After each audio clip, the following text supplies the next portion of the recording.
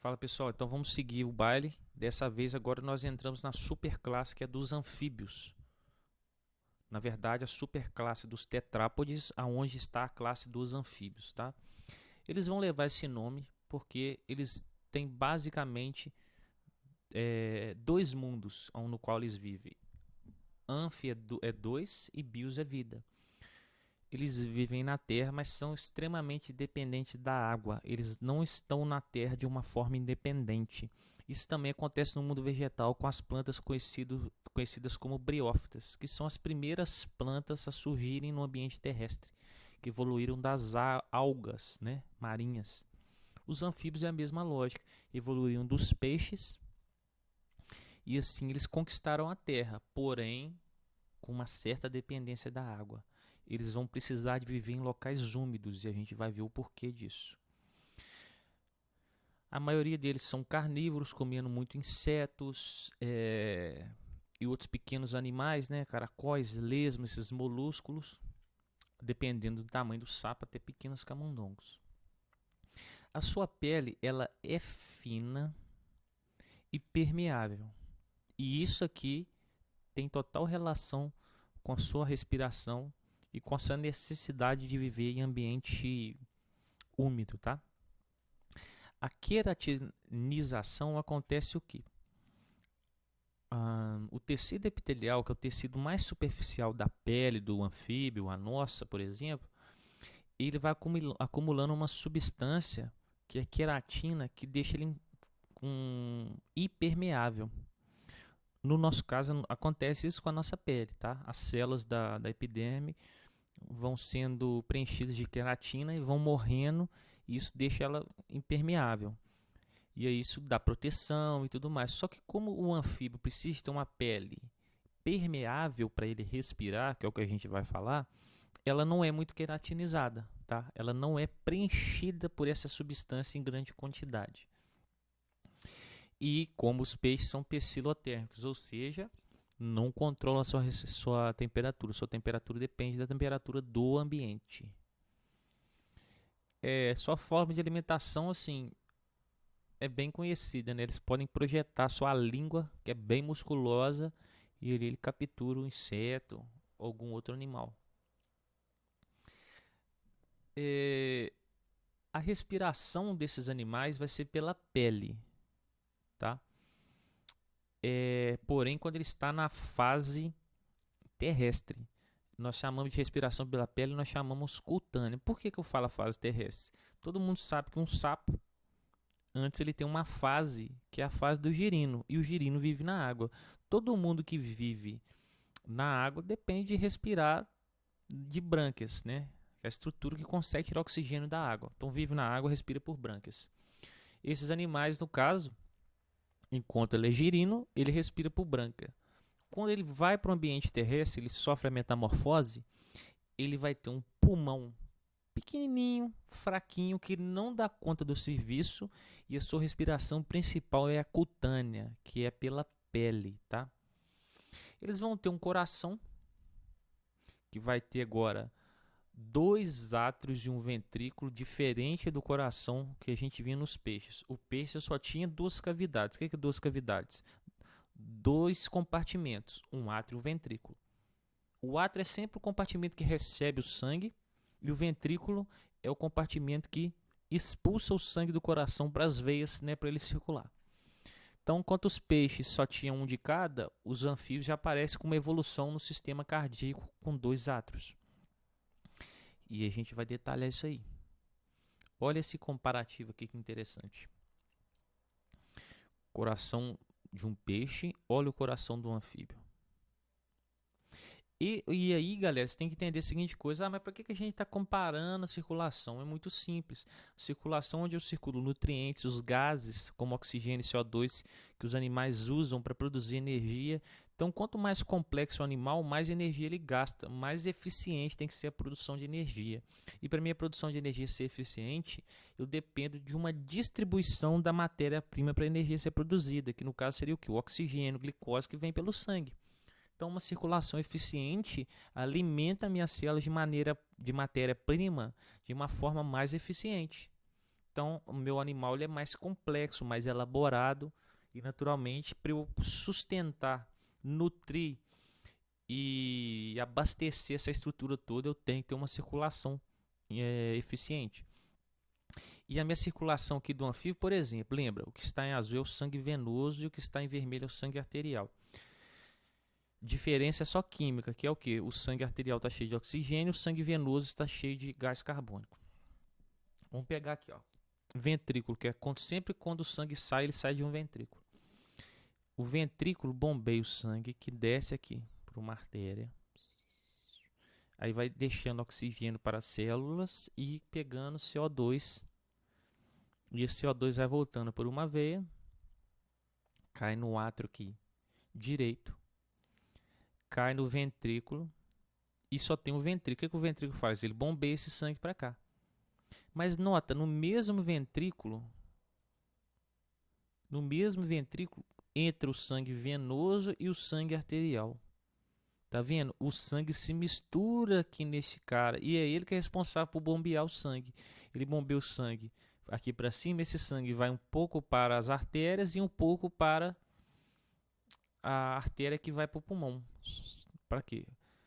Para pegar o CO2, descarregar no pulmão ou na pele desse animal, que é o caso, e abastecer de O2 e voltar para cá.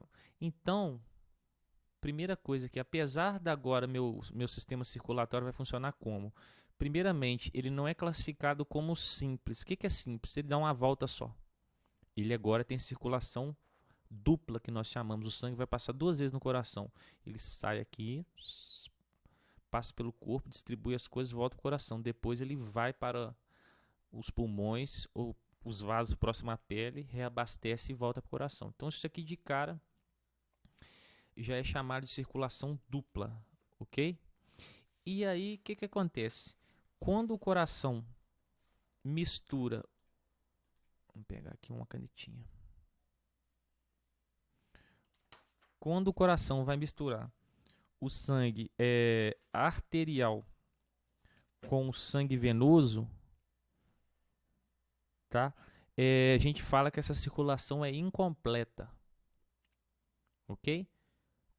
Quando nós falamos que a circulação é completa, que é o que já acontece na ave e no mamífero, o sangue arterial e venoso não se misturam em hipótese nenhuma. Então é muito comum quando você fala a respeito de circulação desses animais, você falar circulação simples ou dupla, incompleta ou completa, e nesses casos todos aqui a circulação é fechada, que a gente já veio vendo a circulação fechada acontecer em filos anteriores, que é o sangue circular dentro de vasos sanguíneos. Vamos pegar a ave e o mamífero aqui para você ver a diferença. Ó. As aves e os mamíferos, além de 2 átrios, como os anfíbios têm, eles vão ter 2 ventrículos, tá vendo? Ó? Então o sangue arterial sai do átrio, vai para o ventrículo, bombeia para a artéria, vai, circula no corpo, distribui o oxigênio, pega gás carbônico, volta pelo átrio, vai para o ventrículo. Agora o meu ventrículo bombeia para o pulmão para fazer o reabastecimento e voltar de novo. Porém, eu não tenho nenhuma mistura, eles estão separados. Ó. O lado esquerdo do coração está separado do lado direito. Os répteis, eles estão no meio do caminho dessa história. Tem répteis com 2 átrios, 2 ventrículos, mas que o sangue mistura, e lá na turma dos crocodilos já começa a ter essa separação bem legal, tá? Então, isso tudo vai fazer diferença também em relação, sabe o quê? Controle da sua temperatura corporal, tá? Os animais que não vão ter mistura já tem um melhor controle da sua temperatura corporal.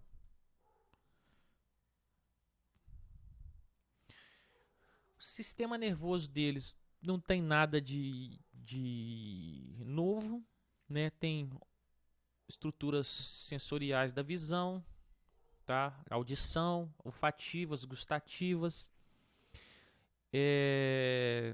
Eles vão ter glândulas lacrimais, que esses zoião todos tem que lubrificar isso, né? Você não pode desidratar, não.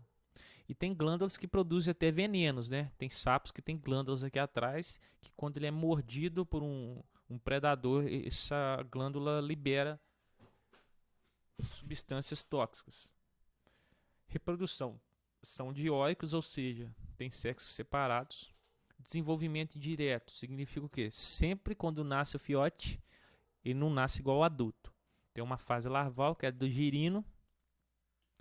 À medida que ele vai desenvolvendo ali, ele passa pela metamorfose e vira o sapinho, né? Ou a perereca ou a rã, que é como a gente divide os anfíbios mais conhecidos. O acasalamento pode acontecer dentro da água, na maioria dos casos, e a fecundação é externa, na maioria dos casos, que é o quê? O macho libera espermatozoide na água, que vai encontrar o óvulo da fêmea. Pode acontecer também da fêmea jogar os ovos nas costas, numa espécie de bolsa, o macho monta nela e jorra o espermatozoide em cima das costas da fêmea ali. O processo de atração sexual é através do canto, né, que é o coachar, tá? E devido à fecundação ser externa, cara, a gente vai precisar de água para essa história toda, tá? Olha lá, a fêmea põe os óvulos, o espermatozoide nada até ali, fecunda, tá? E aí vai o girininho vivendo na água. Deixa eu só ver se eu acho uma figura aqui da respiração. Vou puxar da internet aqui pra gente ver melhor.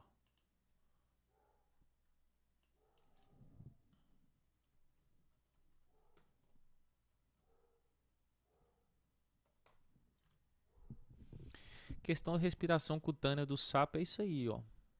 Você tem uma pele fina e vasos sanguíneos ali de baixo. Ela precisa de ser úmida, porque a umidade na pele do sapo vai fazer com que o oxigênio consiga penetrar pela difusão, que é o mecanismo que ele vai entrar aqui, ó, tá?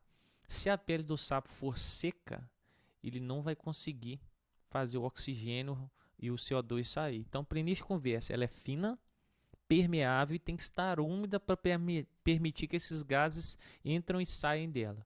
Por isso que é importante o sapo estar em ambiente úmido, ou qualquer anfíbio. Se ele estiver no ambiente seco, ele não consegue fazer respiração cutânea e aí ele vai acontecer o quê? Ele vai morrer, porque o pulmão dele não dá conta, tá? O pulmão dele é pequenininho, vamos ver a carinha dele.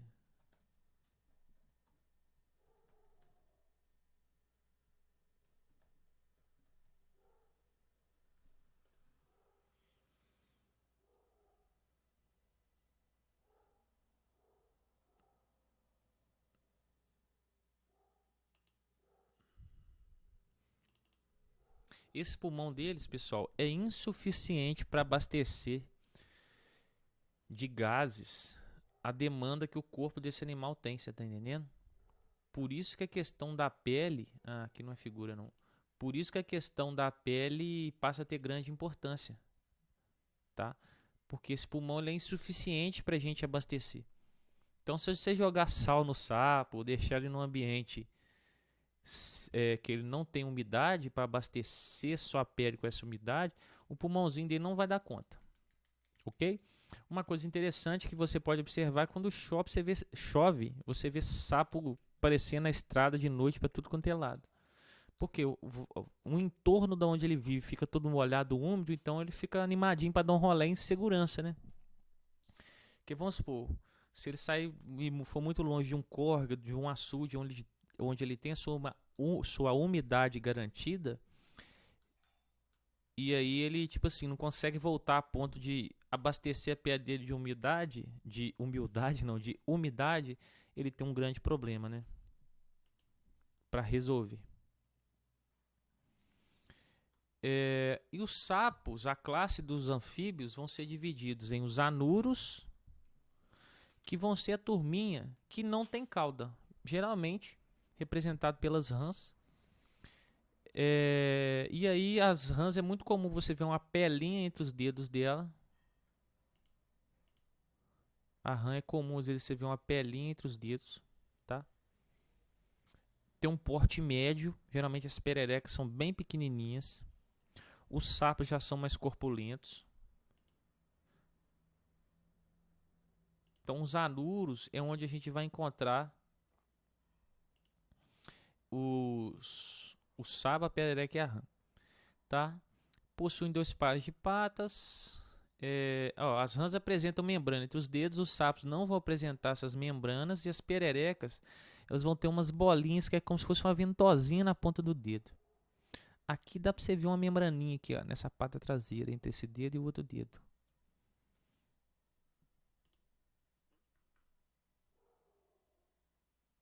Então, a membraninha aqui. O sapo ele é musculoso, peitudão, e a rãzinha tem essas digitazinhas aqui redondinhas, tá? Vamos ver mais o que? Falando do sapo que é grande lá na África. Aqui no Brasil a gente tem muitas espécies de sapos. Inclusive um amigo meu que já foi até professor do Sebrae achou uma espécie que não existia aqui pro lado de Sinimbu. Alguns possuem camuflagem, né? E produzem veneno através de glândulas. Por exemplo, você pega um sapo desse aqui, ele é totalmente bem camuflado na floresta. Um sapo não, uma perereca. A gente fala sapo de forma generalizada, né? Mas tem essa divisão. Totalmente bem camuflado em um ambiente florestal, um mato, algo assim. Assim como uma vegetação mais seca. Essas cores já ajudam bem. A rã a gente costuma comer elas, né? É até caro o quilo e é gostoso. Alguns vão possuir cores muito fortes, vermelhas e tal, que isso aí já serve como um aviso para o predador do sapo. Geralmente eles avisam dessa forma, no sentido assim, ó, sou venenoso, não me come não, eu tenho veneno. E às vezes ele nem tem veneno, mas faz isso para já nasce com essa característica para inibir de ser predado, tá? Então é isso. Aí fora isso a gente vai ter uma outra ordem que é a dos urodelos, que não é muito comum pra gente. Que é a turma das salamandras e dos tritões, que é uma turminha mais de ambiente mais frio. A gente não vê na nossa área tropical, tá? Essa turma já possui cauda, coisa que os anuros, que são lá os sapereric rã, não possuem, tá? Aqui no Brasil só tem uma espécie na região amazônica.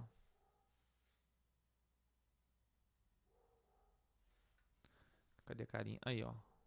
Tritão, salamandras, tá? Isso não é tão comum pra gente. Aqui no Brasil você só consegue ver uma salamandra. Isso aqui é uma aquática. E para fechar, a gente tem a turminha dos anfíbios, que a gente acha que é cobra, que são répteis, mas na verdade não são. É a ordem dos ápodas. Ápoda é negação, né? A negação podapé. São as cecílias ou cobras cegas. Tem corpo alongado, com toda a característica de qualquer anfíbio, dependendo da água, de pele úmida e tudo mais. Os olhos geralmente são atrofiados, mas tem uma sensibilidade no tato muito importante. Isso aqui são anfíbios, ó. Essas coisas bem bonitinhas. O olhinho você vê que ele é bem atrofiado mesmo, tá? São cecílias e as cobras cegas. Olha que bonitinho. E agora a gente segue para a evolução dos anfíbios, que são os répteis. Os répteis ainda continuam a ser pecilotérpicos, ou seja, não controla sua temperatura. Porém, esses caras já conseguiram uma conquista definitiva do meio terrestre. E como que eles conseguiram assim não depender da água igual os anfíbios? Os anfíbios vivem na terra, mas dependem da água. Como os répteis conseguiram isso? Primeiramente, agora a pele desse cara vai ter muita queratina, ao contrário dos anfíbios. Com isso, ela é impermeável. Com isso, esse animal não perde água fácil. O anfíbio, como ele tem a pele fininha e permeável, para o ar, o oxigênio e o gás carbônico entrar e sair facilmente, ele perde água fácil. Por isso que ele não pode afastar do ambiente úmido, o açude, o córrego, o rio que ele vive nas proximidades. O réptil não. A pele dele, ao longo da evolução dele, sofreu uma fechada assim, né? Sofreu uma impermeabilização. Por quê? Começou a juntar muito queratina e permeabilizou. Não entra e não sai nada. Então ele não perde água igual o anfíbio. Ponto. Os pulmões desenvolveram pra caramba. Então agora ele passou a ter respiração pulmonar.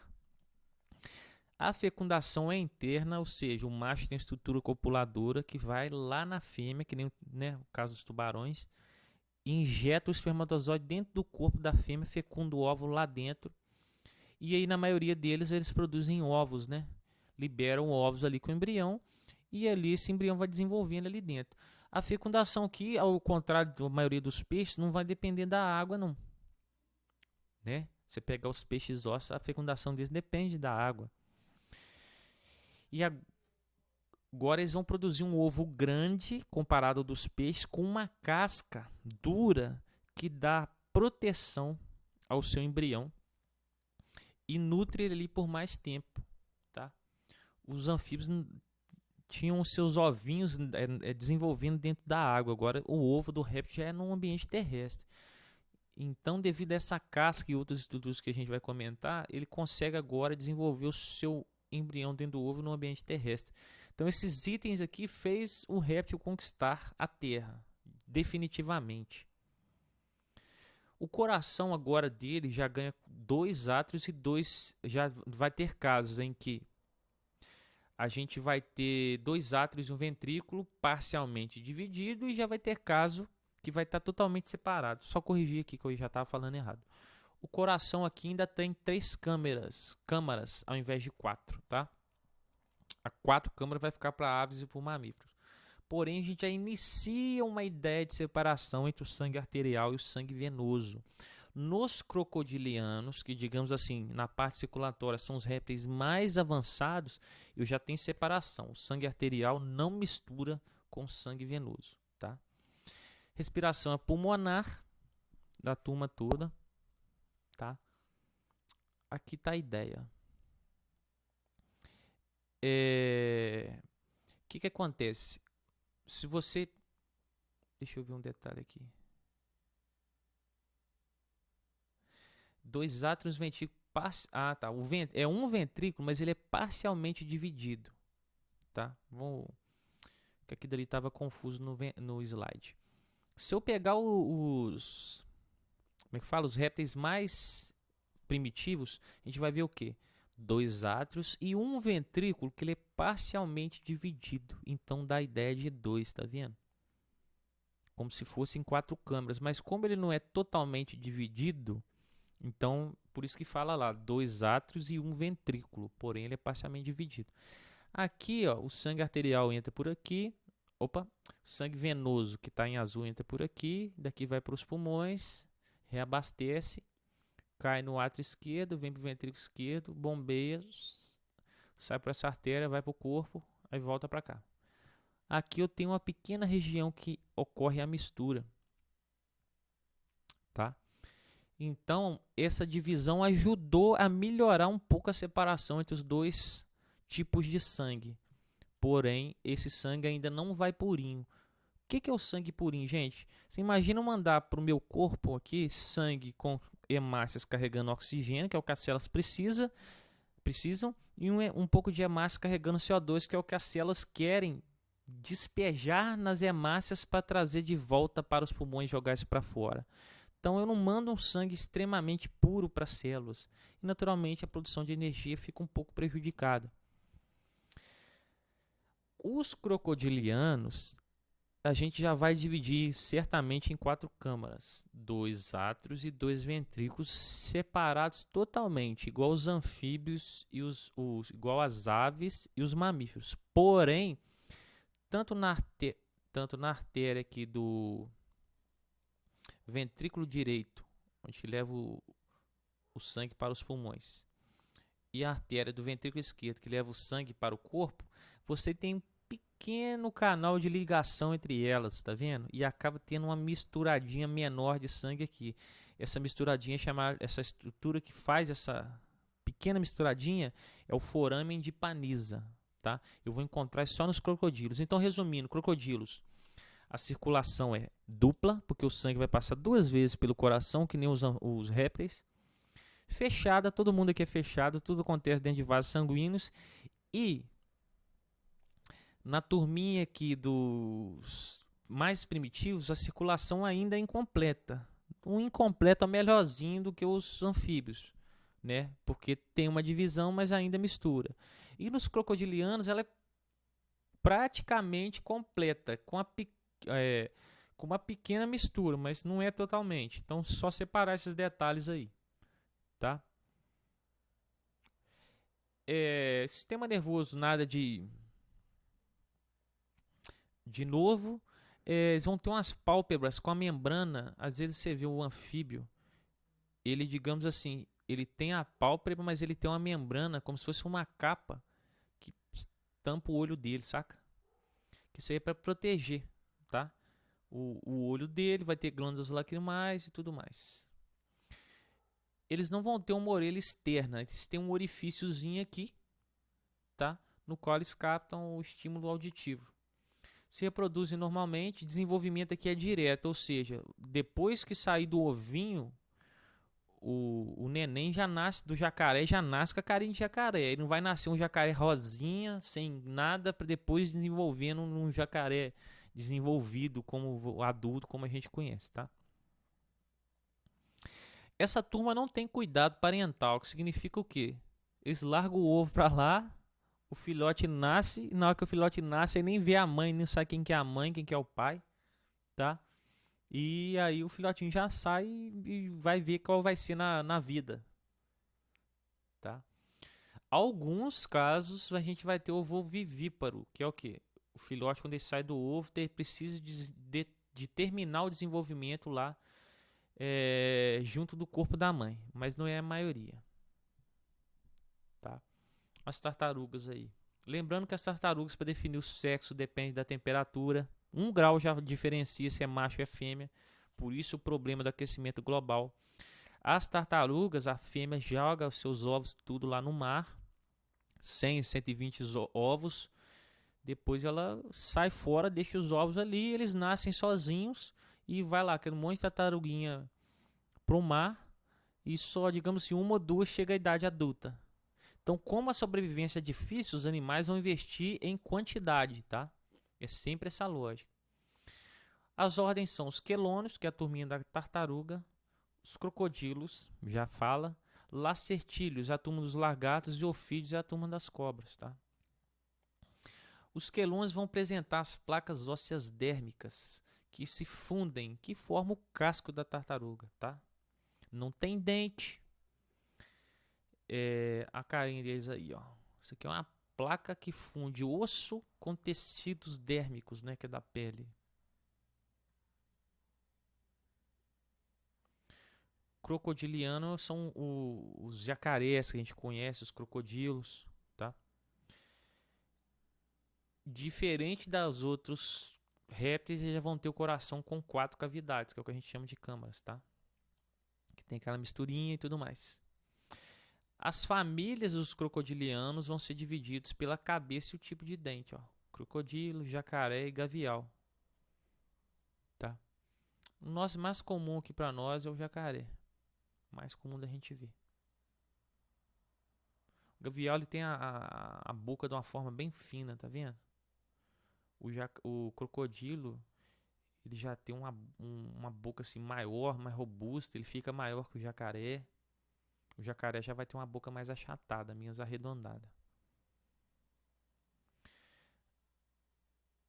A turma agora que tem escamas, eles já chamam num grupinho informal de escamados, que são os lacertídeos, os lagartos, lagartixas, essas coisas que a gente conhece aí, tá? Tem patas. E os ofídeos já são a turma que tem escamas, mas não tem pata. Possui uma glândula de veneno e a fosseta loreal, que é interessante, que é um órgão responsável por mostrar imagens térmicas.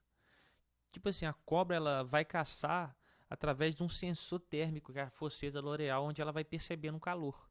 E assim ela caça, porque ela caça de noite, não tem luz, tá? Alguns lacertídeos aí, ó. Ofídeos. Aqui tá alguns itens que são usados para distinguir ofídeos venenosos e não venenosos, que são os peçonhentos ou não peçonhentos. Cabeça triangular, geralmente são cobras venenosas. A pupila, ó, formato de fenda, tá vendo? Arredondada já não é já é de animal não peçonhento. A dentição, isso aqui é escama, pô, só você pegar ela na mão, né? Vai ser difícil. A dentição é o seguinte, os animais venenosos, eles já vão ter um dente próprio para inocular o veneno, que vão ser dentes maiores. Opa. Ao contrário dos não venenosos que vão ter uma dentição padrão, tá? Vão ter um, deixa eu apresentar aqui. Dentição de padrão, os dentes todos do mesmo tamanho. E aí é que está, cara. Quando você vê uma cobra movimentando muito rápido, correndo atrás de você, ela não tem veneno. Porque a cobra que é venenosa, ela não tem interesse em te morder e liberar veneno para você não. Porque ela gasta energia, ela, em vez dela usar essa energia para outra coisa, ela vai usar a energia para produzir veneno que ela usou com você. Então ela não tem interesse em usar veneno à toa, para início de conversa. Então nenhuma cobra que corre atrás de você, que a te vê sai correndo, ela é venenosa, tá? Ela pode te morder com o dentinho dela ali, machucar, mas não é veneno. Ela não tem veneno. As venenosas geralmente vão ter atos noturnos, fica escondida durante o dia, pegando um sol ali, porque ela não regula a sua temperatura, então ela fica aquecida de noite com todo aquele aquecimento que ela gerou para o seu corpo ali, pegando sol e tudo mais, onde ela acelera o seu metabolismo, ela está pronta para caçar, tá? E aí ela vai lá caçar de noite, enquanto as cobras não venenosas já vão ter hábitos mais diurnos, tá? E escondem durante a noite. Então é isso aí, galera. Fechou mais uma aí. Um abraço.